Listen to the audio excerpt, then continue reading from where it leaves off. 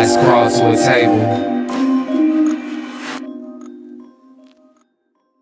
Paralyzed by pairwise dice, then attend to this heaven slice of an angel wrapped in skin. Roll dice and woes of life. Love deprived, looking at her vibe. What's the meaning of life? One subjective paradise. Crystal chandeliers, moments reflected. Often mirrors appear quick, grinning from ear to ear. Craving that radiant grain, rekindle the flame. Closer she draws near. Stay there, remove your underwear, shove it somewhere over there. In paradise, we know our purpose. In paradise, we know what our worth is. In paradise, we manifest dreams. In paradise, truth is what you can see. Boom. Yes, it is. The truth is what you can see. Hello, everybody, and welcome to this edition of the Unpopular Hour. Of course, I'm your host, Matt Clark, and today, excuse me, today we're coming to you from Georgia's Happy Hog, because it is Tuesday, one of my favorite places to eat, located at 712 Culbertson Drive, just east of Lincoln Boulevard, north of the OU Medical Center, south of the state capitol off Lincoln, just 2 blocks east of Lincoln, across from the Harn Homestead. They are closed Sundays and Mondays, open Tuesday through Fridays from 11 to 7 and 11 to 5 on Saturdays. So Tuesday to Friday, 11 to 7, and Saturdays, 11 to 5. And for catering events, you can call them at 405-525-8111. So go ahead and come out here and enjoy this. And of course, it is brought to you by, where's my thing at? It is brought to you by Y&B, family owned and operated since 1912. They are the bank that makes things happen. They're an equal housing lender, member of the FDIC, proud sponsor for us to be here today at Georgia, supporting women, minority, and black-owned businesses in the Oklahoma City area. You can pre-qualify online at www.ynbok.com. That's www.ynbok.com. So you can do that, or you can go into the main location at 401 M, 66 steps from historic downtown Yukon, Oklahoma. Y&B East, which is off the Parkway in 66. Y&B Mustang, located in Mustang on 218 North Mustang Road. Y&B Parkway, off the Garth Brooks Parkway and I-40. As my boy Nathan Taylor says, 212 steps from I-40. That's what he says if you have to walk around a car that's no longer there. So let's say that's 215. Let's make it 215 steps. Well, and of course, Y&B Peoples, located in Bethany on 23rd between Rockwell and MacArthur. You can't beat it. Okay. Last night we got to see the Thunder play and some of the new players play last night, and we get a good feel for what we're going to be getting with these. Hey, B, what's up, man? My guy Bobby Upshaw just walked in this place right here. A long-time neighbor, lived up the street. We grew up together. But anyway, got to watch the Thunder play last night. Of course, they lost to the Sixers in the opening round. We got to see the players that we wanted to see, and of course, if you guys aren't familiar with the Thunder's roster, here are the current players that are on the roster right now. And of course, we wanted to see the first round picks, Dylan Jones, and we wanted to see AJ Mitchell. We wanted to see both of those guys play, and I was impressed with both of them. And of course, Keontae is just a monster. I don't understand why he doesn't play more. I don't really get that. I mean, I'd be playing him a lot more if it was me, but he doesn't play as much. But, of course, we wanted to see the other guys play. We already know what we're going to get out of him. And to me, I think he's the Dort apparent replacement. I mean, he's physical, he's athletic, he can score.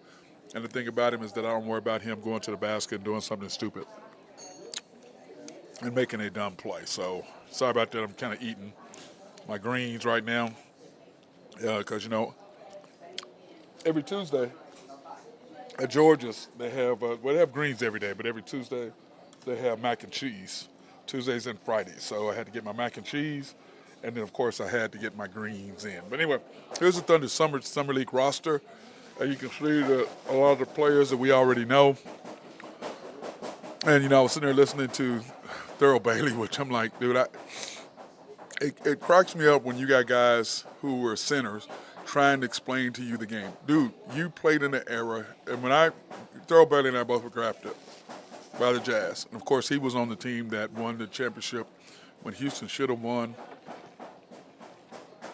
But they didn't in North Carolina State, Jimmy Valvano.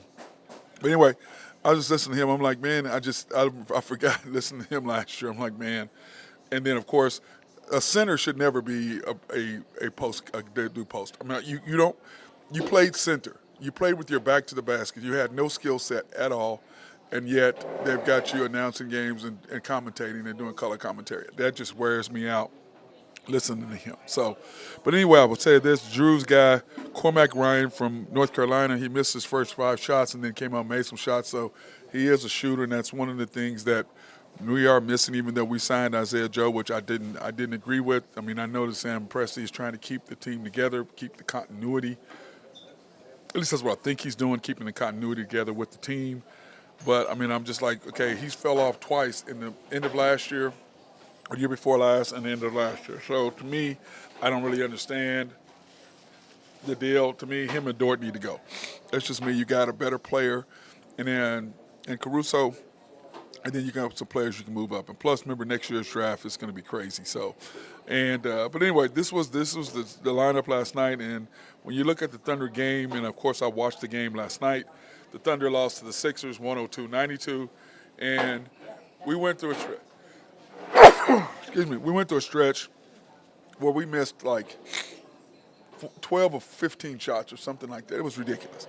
I mean, and we're wide. It's not like they were bad looks. I mean, they were wide open. I mean, they were good. The shots were there. We were just not knocking them down, and that's something that we're going to have to be able to address. And I think that since we do have the best shooting coach in the NBA, we'll be able to address that because clearly the Thunder did that the past 2 years with him at the helm. When you look at three-point percentage, the Sixers were 9 for 29, and you got beat by 10. Think about that, 9 for 29, and you got beat by 10. And then we, on the other side, were 15 of 46. And what's ironic is when I went to change these stats, our last game, we were 15 of 45, and I lost to the Mavericks. So 15 of 46, 15 of 45, whatever, still ended up in an L. Field goal percentage, 48.7 for the Sixers, 39.3 for us. We just could not make a shot. I mean, we were wide open, but that'll get better. It's the nerves of rookies coming in. And so it's just nerves, and they'll be fine. So they're looking forward to the night to see the jump because the good thing about what the Thunder are doing is playing these 3 games in Utah is kind of built because the Summer League starts at the end of the week. So it gives us a chance to really see, or next week we get a chance to really see what the Thunder can and cannot do as a team. So it gives them a chance to get over their nerves right away. So I don't really mind this is the pre-Summer League tournament. I guess it's what it is. It's like preseason. We out-rebounded them 46-41, which, whatever. But points in the paint, this is where they absolutely murdered us. We got beat by 20. Now, remember during the year that we were ranked, in top 10 in points in the paint. And then, of course, 18 turnovers was just unacceptable, which is the reason why we lost the game. We were turning the ball over and just, I don't know if it was rust or what, but, we can't turn the ball over like that. You just can't. You cannot turn the ball over. You have to be able to make plays. And unfortunately for us, we did not. Sixers, 36 bench scoring, 36-35 over us. And when you look at the game, it started out, and I thought we looked pretty good early, and then you could just see turning the ball over, doing little things, just making dumb mistakes, not hitting shots, and then they got in transition and were just killing us. And at halftime, when you look at the game, here are the halftime stats. And you can see what everybody did at halftime. That's the wrong That's the wrong stats. So let me go ahead and just do the game stats because that's the wrong halftime stats. It did not pull it up for me. And when you look at here are our game stats. Let's just do her. Go. Like I said, let's finish this up. Kelly, our big man, 15 minutes, 3 for 4, 7 rebounds, 1 assist. Didn't do bad. I didn't really know who he was, but he didn't really jump off the chart and really do a lot for me. But he did not really hurt me. I liked what I saw out of him. Jang, of course, 31 minutes. Jang doing what Jang does. 3 for 14, 1 for 4. And the reason why I was talking about Thurl Bailey, he was sitting there talking about, oh, Jang, look at him with his ball handling skills against big guys. Can handle the ball, play out forward position. Shut up. No, he can't. We watch him doing the league. He cannot play out position. No way. you're high. You don't know what you're talking about. That's why a problem I had with big men trying to commentate on games. How are you going to be a color commentary when you played your back to the basket and you don't really know what guards do? Yeah, you sit there and watch the game, but you didn't play.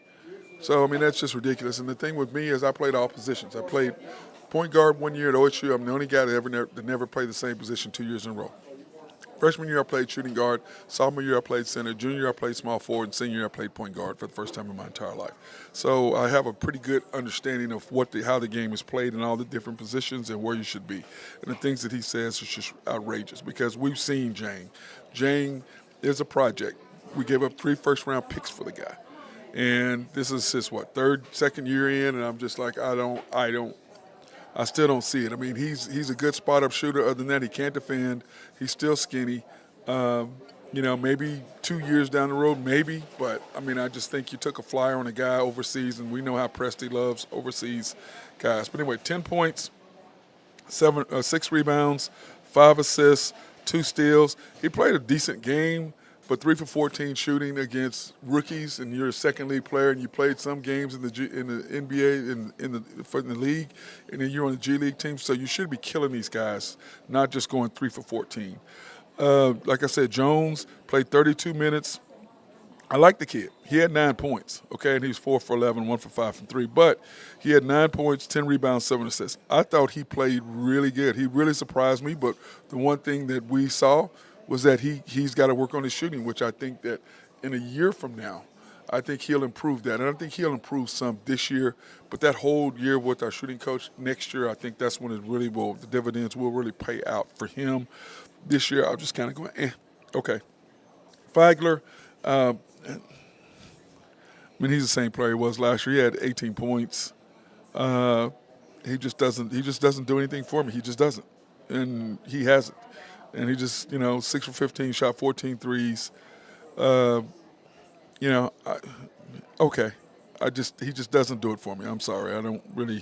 He just doesn't do it for me.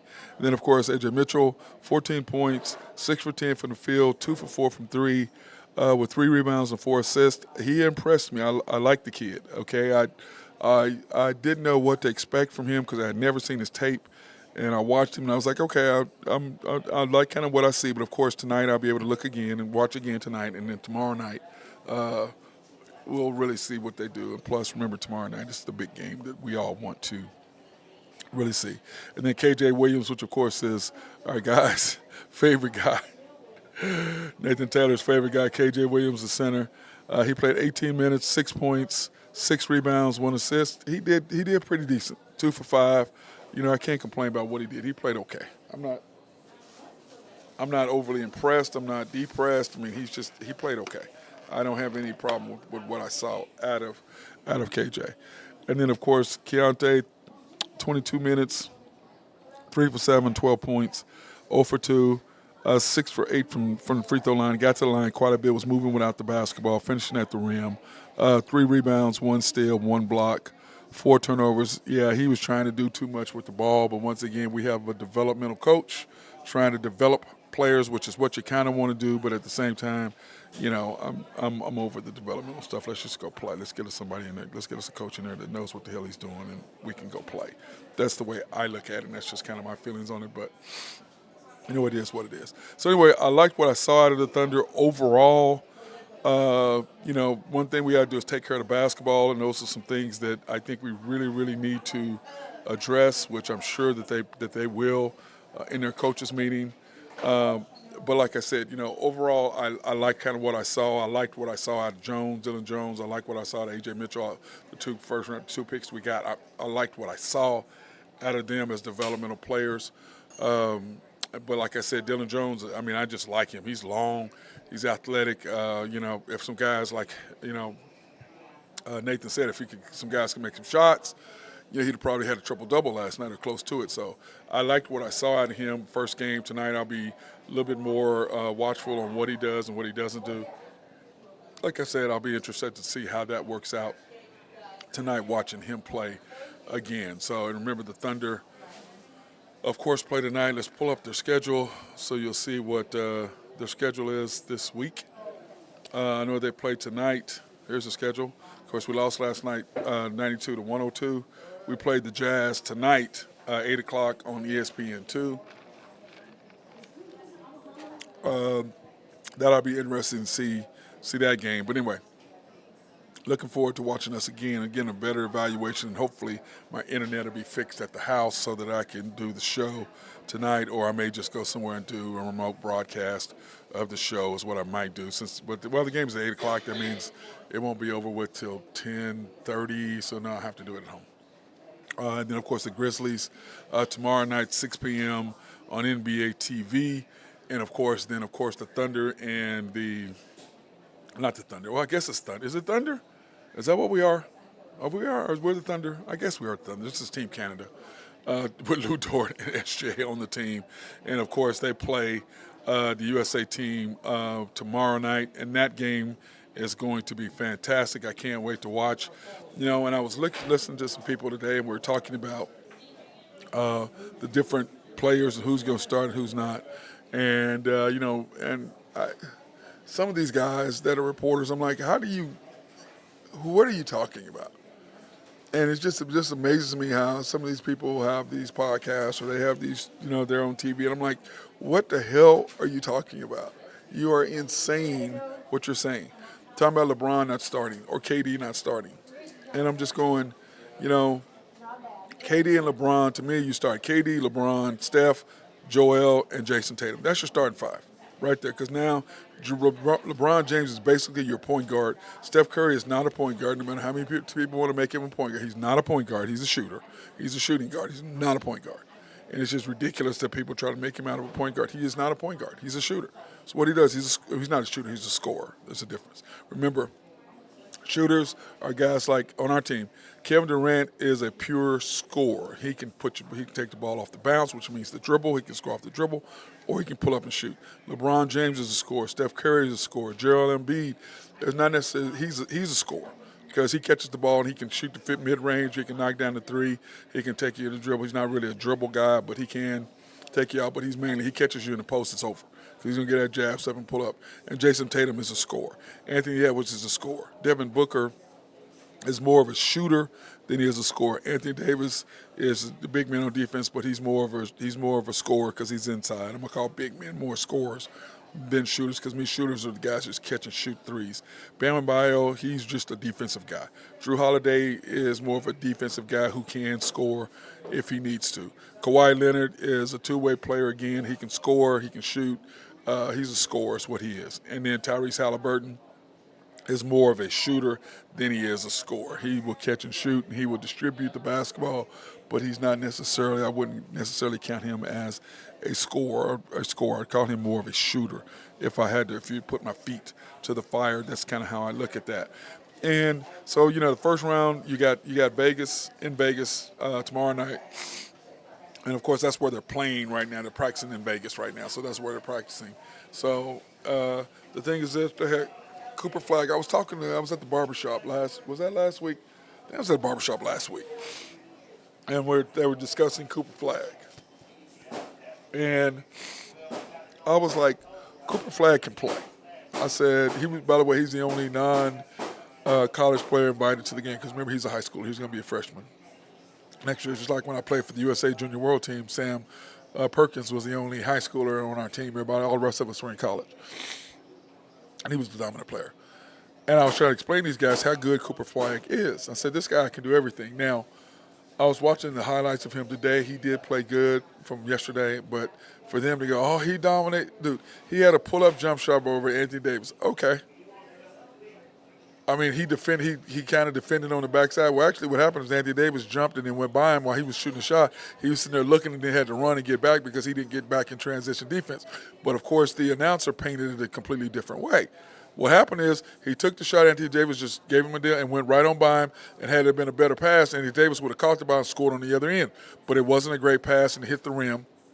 So he goes, he defended. No, he was late getting back. He was out of position. That's what happened.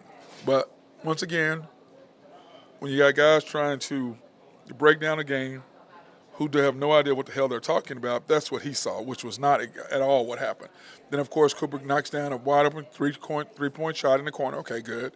And the fact he got a tip in over Bam, well, Bam was underneath, he's running, got a full run. How many guys can rebound over somebody getting a full run at the basket from the top of the key?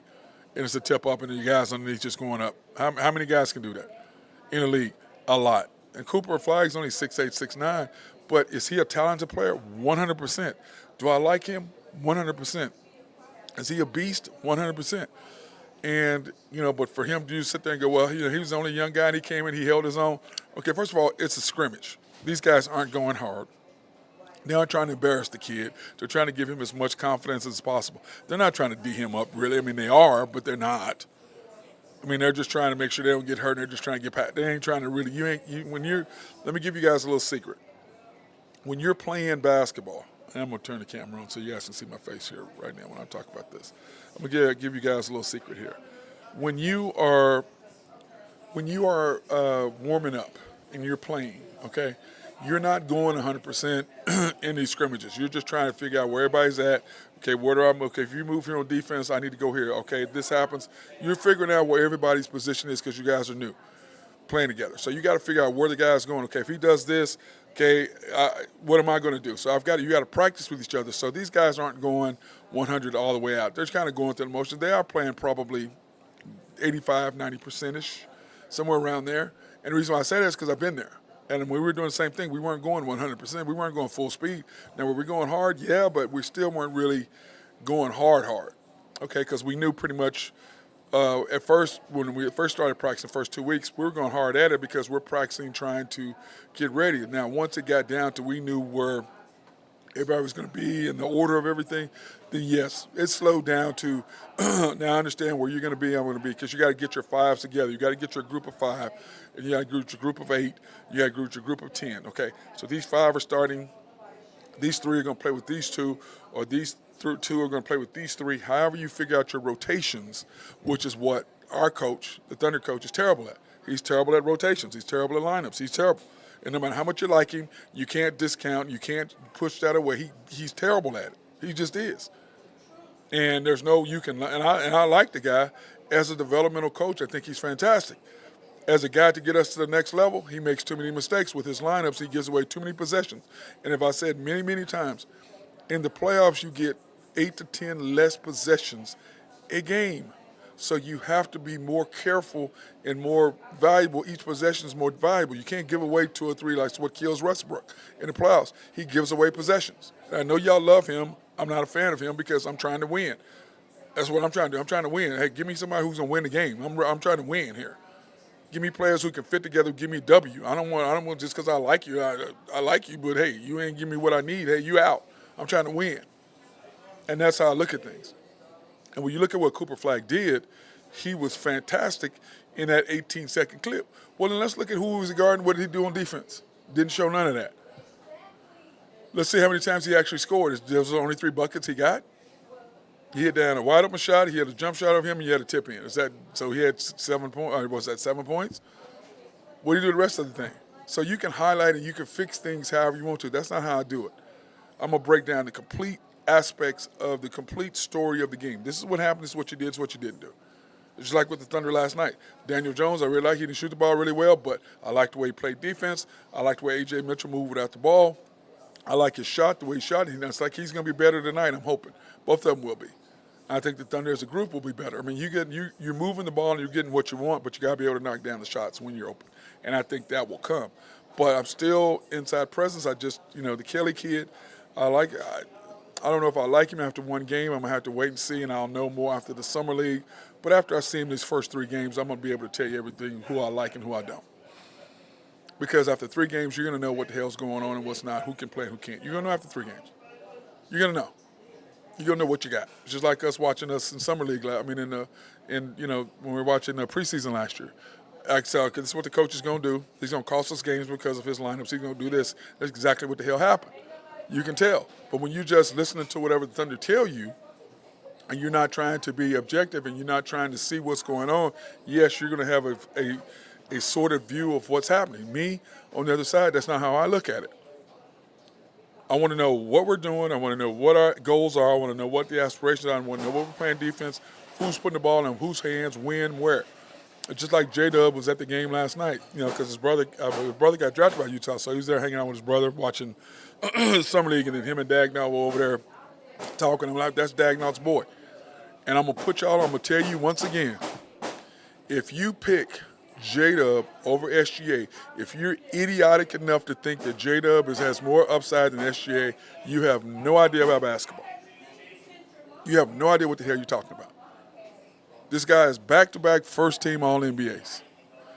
J-Dub is not even in the top 25 or 30 best players in the league.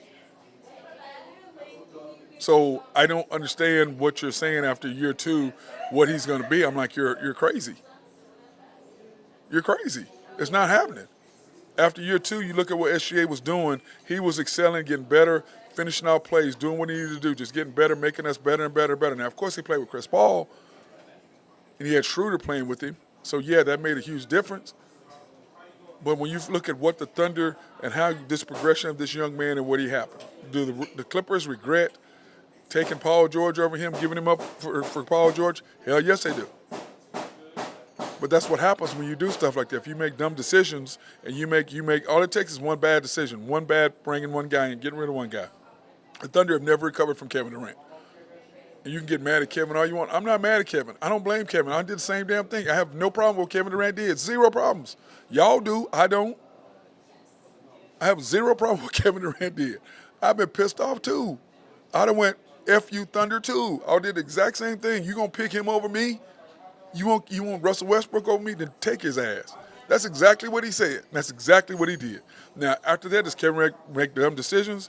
He never should have left Golden State. But why did he leave Golden State? Because of Draymond.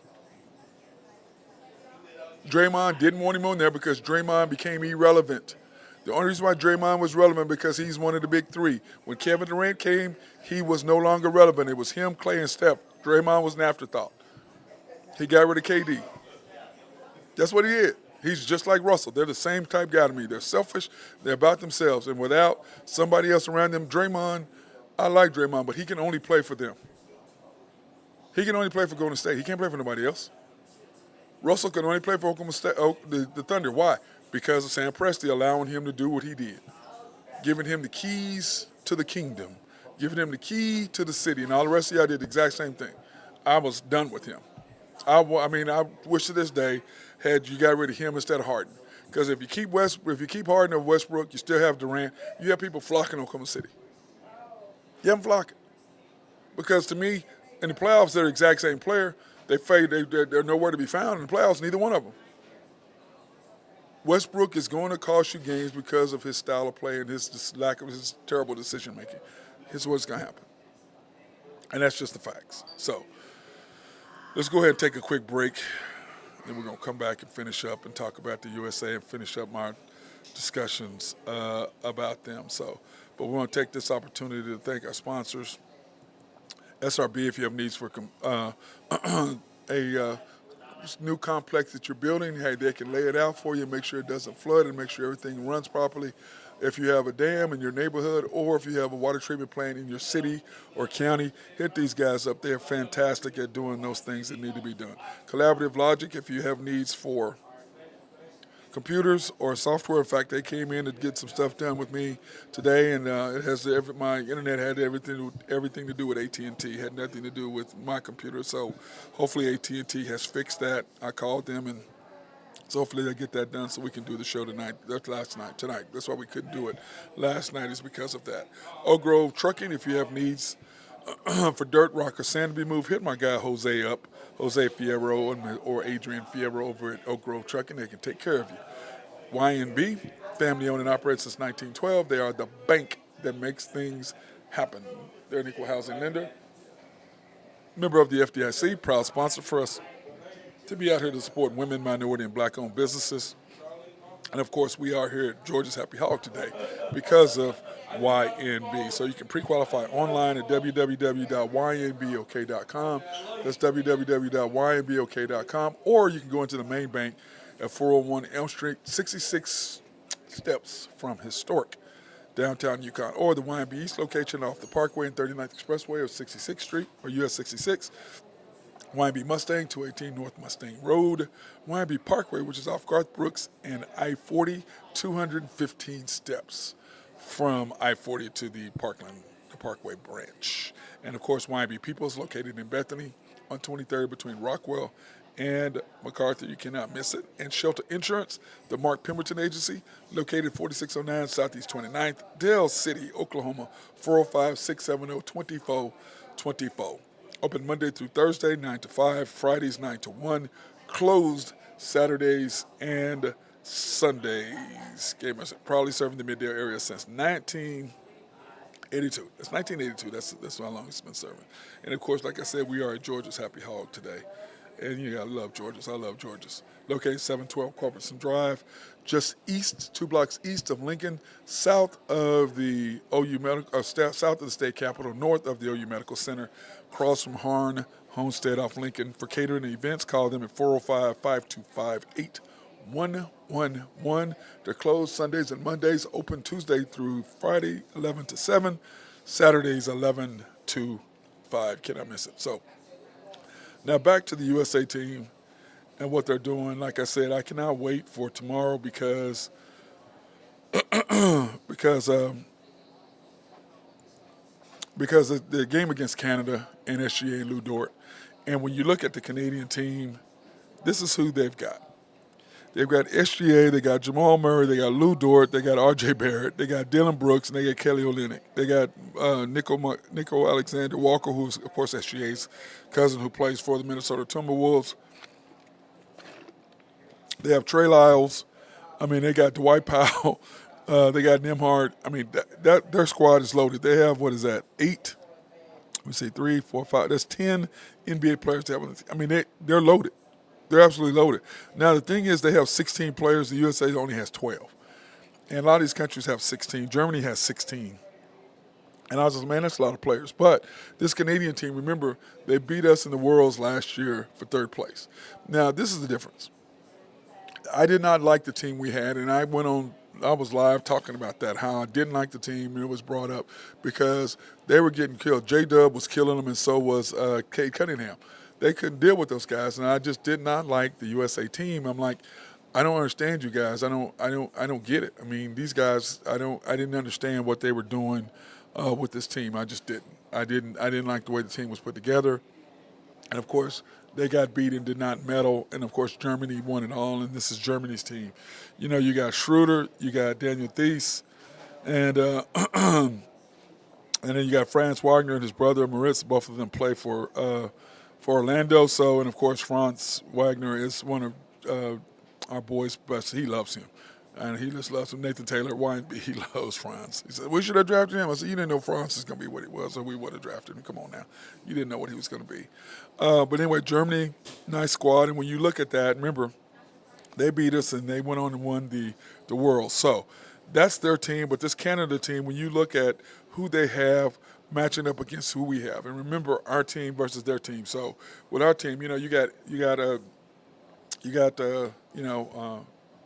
LeBron, you got Steph, you got KD, you got Embiid, you got Murray.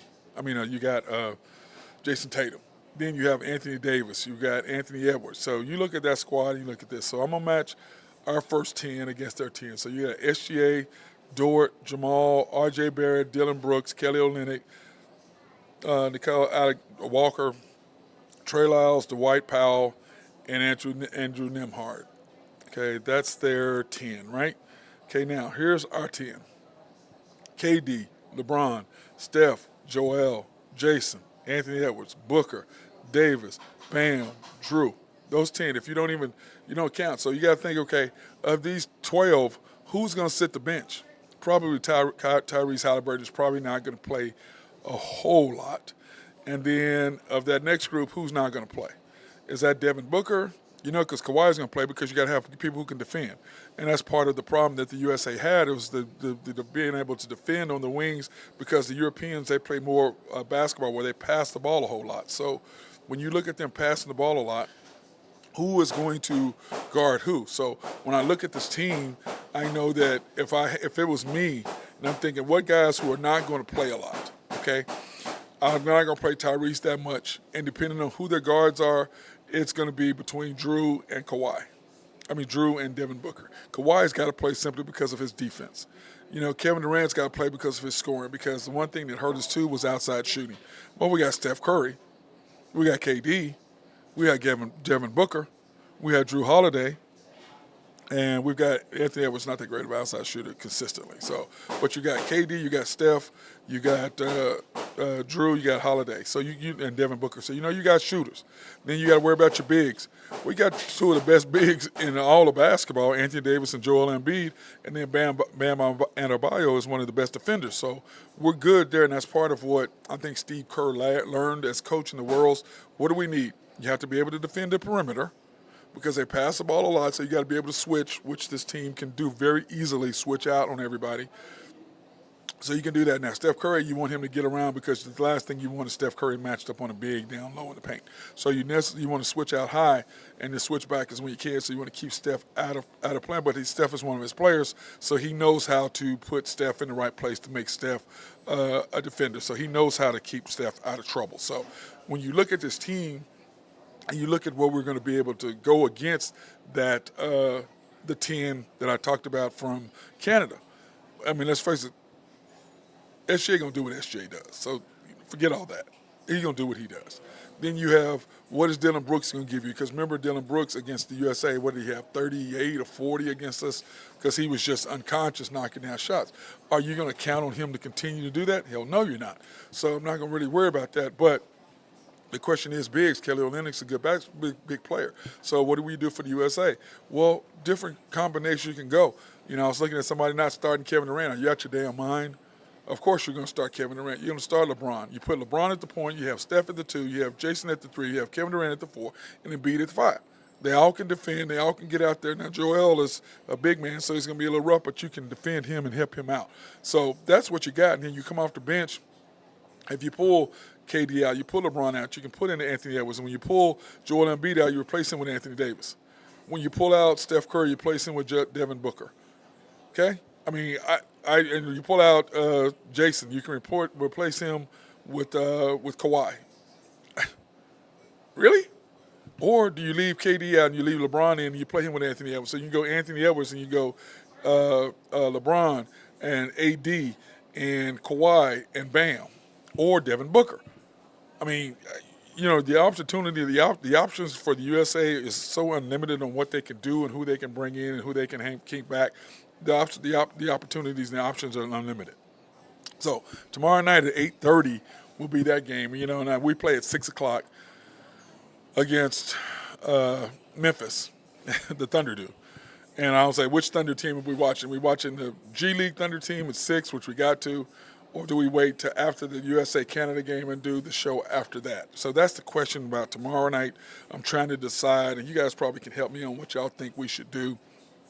Should we do the after the storm for the Thunder game at 6, or do we wait till after the USA game, even though that game won't come on until it'll be, 8:30, so it'll be over at, 11?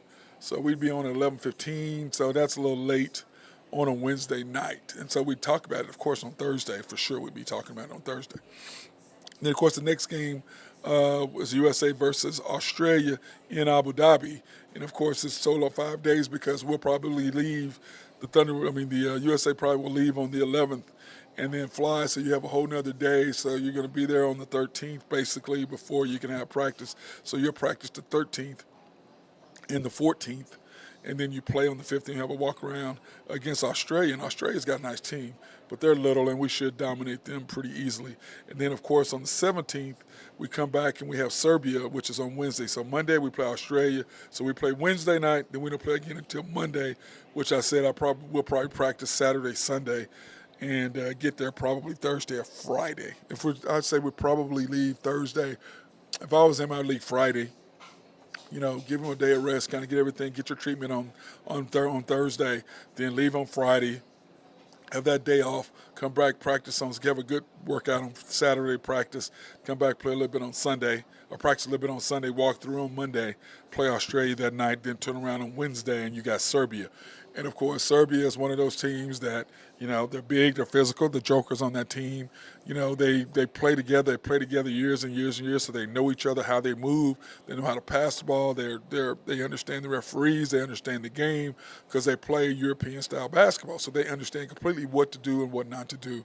So that game is going to be difficult for us, not because the teams they have as good players as us, simply because the style of play, and they're used to that. So we're basically going on the road, playing with their basketball, playing their style of rules, playing in their backyard, playing with their referees. So it's going to be a little bit of a challenge for the USA to be able to handle themselves over there. So that's kind of how I look at that game against Serbia. And of course tomorrow I'll have the Serbian with squads, and because remember we've already done Canada and Germany. Then of course we have South Sudan, and we should beat the brakes off them on Saturday. We should beat the brakes off of them. We really should. And that's the games at 2:00. Remember, these games are going to all be on FS1. Tomorrow night's Fox Southwest 1. Let me see. Monday is FS1. Wednesday is FS1, and then against Sudan it'll be at Fox at 2:00 in the afternoon, which, whatever. Whatever. That we should be, like I said, we should beat the brakes off them. We really should beat the brakes off them. They are athletic, but we should beat the brakes off them.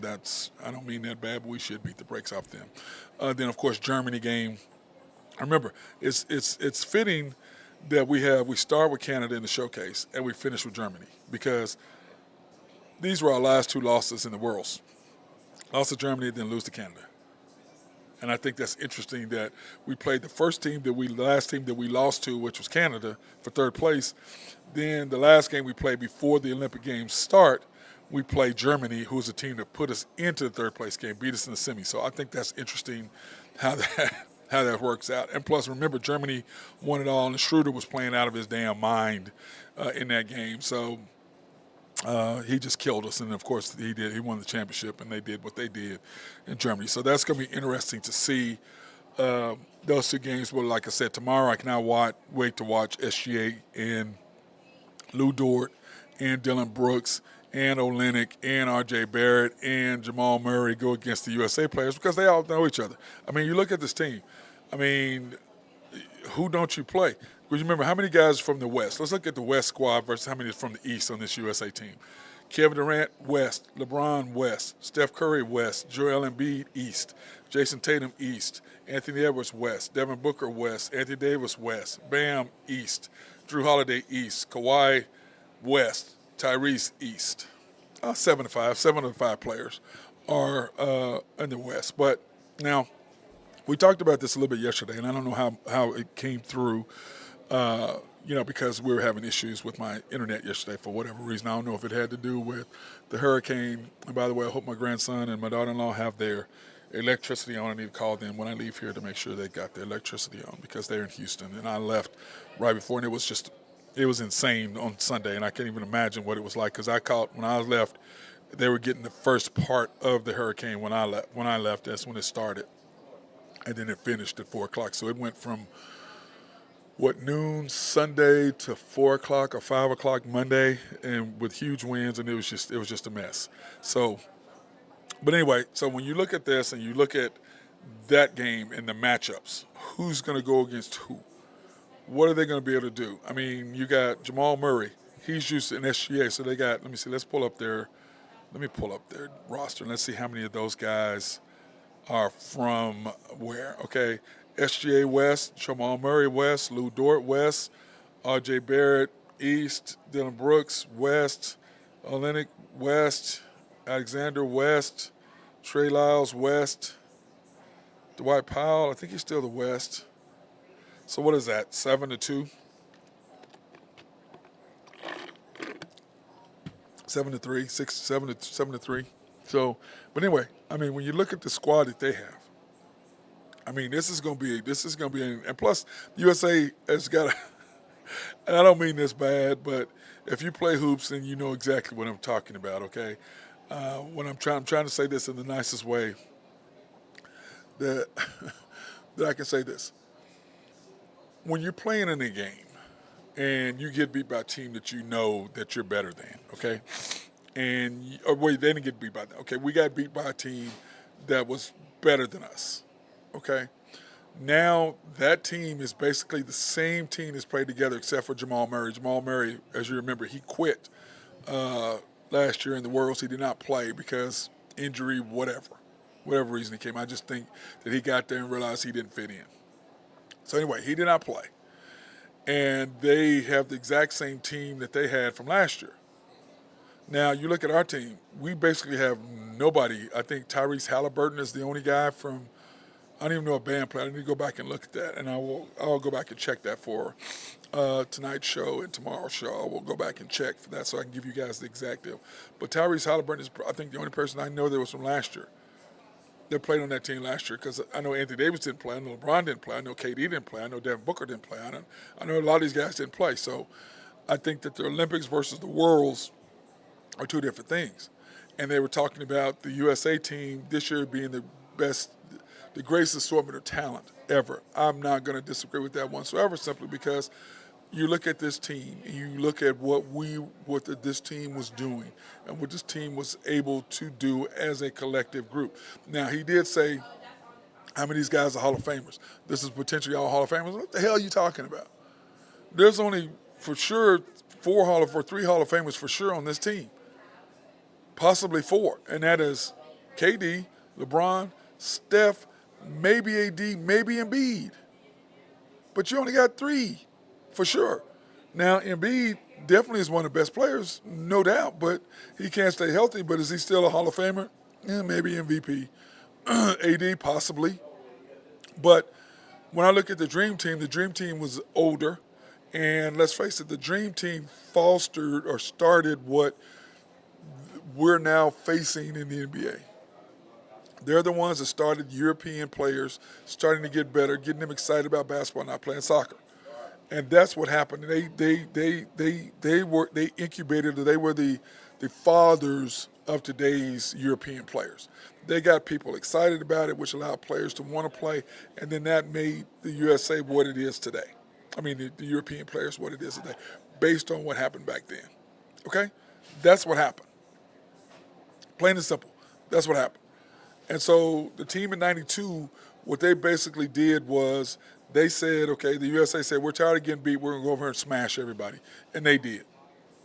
Then you had some issues because some teams you were putting together. Just because you put NBA stars together don't mean they're going to win.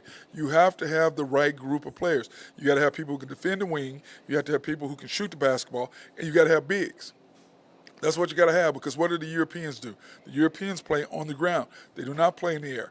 And when Wemby was talking about it's more physical over there, he was saying because you play on the ground, and if you're playing on the ground, you're more elbowing and pushing around. It's a lot more physical. It's not as athletic. The NBA is more athletic. So it took Wemby a while to get used to the athleticism of the NBA. And once he did towards the middle of the season, he was just unstoppable. And what he's going to be is ridiculously crazy. Now, especially now that he's working out with Jamal Crawford, working on his ball handling, he's going to be really insane. You know, because people talk about Chet being a unicorn. Wemby is the unicorn, not Chet. Wemby is the unicorn. Wemby is what a unicorn is. When you're 7'2", you can block shots. You can handle the ball. You don't get the ball stole from you. You're making outrageous plays. Because that move that he made, he came down, he went behind the back, picked it up, threw it off the backboard, and caught it. I was like, oh, my God, are you serious right now? Now, to give Chet credit, Chet was the first one that I seen that threw the ball off the backboard and dunked it. Then after that, Wemby did something outrageous with his, and then, I think Ant-Man did one, and everybody started doing it. But Chet, to give Chet credit, Chet was the first one to do it. So when you look at the Thunder's big two, I look at SGA 1, Chet 2A, J-Dub 2B, or J-Dub 2A, Chet 2B. But I prefer to put Chet 2A, J-Dub 2B. And that's how I look at it, okay? So when you look at that and you look at what the European players have done simply because that 92 team, okay? And then they just fostered what it is today. So now you have players who learn how to pass the basketball, because back then basketball was more, you passed the ball a lot more back then. It was more. It was the players to me like we got Binky Triplet. We were arguing about players being more athletic now than they were then, and he's like, no. I was like, no, Binky. I think the reason why I say more athletic, there's more athletic players. Not necessarily they were more athletic because I believe that I could play today really easily because the game was simple. The game is, I was way more fundamentally sound. And the commander, Randy and Wright, and I were talking about this. We were way more fundamentally sound, and we're way smarter than these guys. These guys today are just way more athletic. They pretty much score off their athleticism. Now, when you get guys who are fundamentally sound, and then they have the athleticism, those are the guys that go from here to here. That's what ends up happening, and that's what the difference is in today's game. And it all started with the 92 Dream Team. Now, this team is just loaded with athleticism. We have bigs for rebounding, block shots, and defend the paint. We have shooters. The guys can knock down the threes on a consistent basis, and when they get hot, it's ridiculous. So when Steph, KD, and Booker get hot, it's over. No, if those three are hot at the same time, this is a game, you're not beating them. They're going to smoke whomever. But what the European players do, they pass the ball a lot more, and they force you to play defense, move, and then get wide open shots. That's what they do. And when you look at what's going to happen in this game, in the Canadian game, you have more NBA players than you do European players. So you're going to have more of an NBA-style game. Then when you come back against Australia, it's going to be more of a European game, but we're so much better than them, it's not going to really matter. Then you go against Serbia, that's going to be a European game. So that's going to hurt us more because they have played together longer.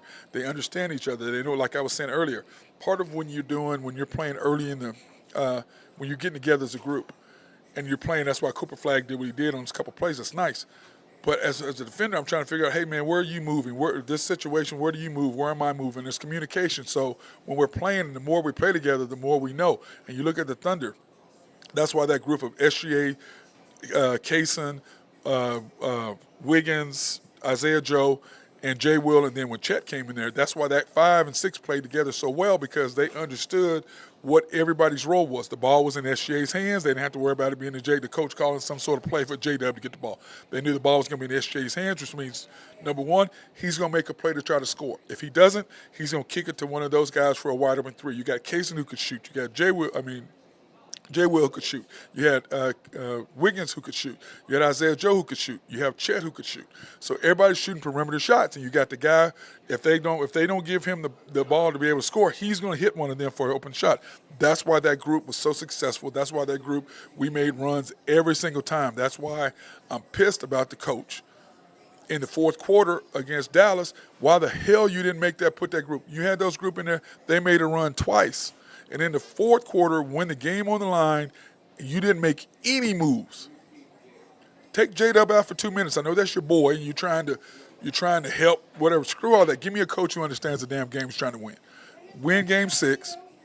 All of a sudden, you're playing back in Oklahoma City in game 7. I'm still mad at Jay Will for giving up the free throw. I'm still mad about that. Still mad about that. But anyway, I'm going to calm down and let it go because I'm mad about it. I can't get over that. So, but anyway, in soccer, of course, we have some huge games going on right now. Spain against France in the Euros, and I wish I was watching, but I have to go back and watch the highlights of that. But Spain versus France right now, 2 p.m. on Fox. It's probably 0-0 because I don't see either one of those teams giving up anything. And, of course, the Netherlands against England tomorrow at 2 p.m. also on Fox. And then Copa, Argentina versus Canada tonight at 7 p.m. on FS1. And then Uruguay, who was in the United States, that's who put us out. Remember, they're playing Colombia, and they beat Brazil, which Brazil just flat out choked. They just really did. They play Colombia tomorrow at 7 p.m. So tonight, Spain against France. And we get to see Mbappe play tonight. It's going to be great. And, of course, tonight we get to see Messi. So you get to see Mbappe today and then Messi tonight. But I don't know how much I'm going to watch that because I'll be watching the Thunder game tonight as well. So, but anyway, that's some good soccer for those of y'all who love football with FUTBOL, football. versus football. Football is American sports, and that's the different one. So that's kind of how I look at that. And I'm excited about sports. I'm excited about tonight watching the Thunder play game 2 so I can have a better feel for what they do. And then tomorrow night, I'm just really, really excited about tomorrow night. Really excited about tomorrow night. Necessarily watching the Thunder because I'm having a very good feel for what we're going to do with them as a whole. But on the flip side of that, being able to watch USA, our other Thunder team, Thunder Part B, Canada Part 2A, Thunder 2A, the Canadian team against the USA tomorrow night. So that's going to be fantastic basketball. So anyway, I want to thank the people over here at Georgia's. Appreciate these guys for always letting us come in on Tuesdays. I want to thank YNB for sponsoring us to be here at Georgia's today. And by the way, if you've never been here, hey, come in and get it. I mean, it's fantastic and it's enjoyable. That being said, hey, everybody have a fantastic